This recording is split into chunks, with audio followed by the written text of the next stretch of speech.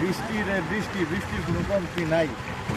নেত্রকোনা আসছিলাম, নেত্রকোনা এসে তো আরো বেশি বৃষ্টি। এই যে দেখেন নদীর অবস্থা দেখেন, পানিটা পুরো ভরপুর, পানির কোনো কমতি নাই। আকাশ থেকেও পানি পড়তেছে, আর নদী রাস্তাঘাট মনে করেন যে লেভেলের বৃষ্টি হইতেছে, যদি আর সারাদিন বা 1-2 দিন এরকম বৃষ্টি হয় রাস্তার উপরে পানি উঠে যাবে, এই অবস্থা আছে। তাই এই জাহাজের মতো নৌকা আইতাছে, জাহাজের মতো নৌকা। এখন হচ্ছে যে যেহেতু এই নেত্রকোনাতে একটা সুবিধা আছে, নদীতে পানি হইলে তখন হচ্ছে এখানে বিজনেস করার সব থেকে সুবিধা হচ্ছে যে এরকম নৌকা আছে, মালামাল সব নৌপথে আসে, ক্যারিং খরচ কম হয়, যার কারণে ব্যবসা করে একটু শান্তি পাওয়া যায়।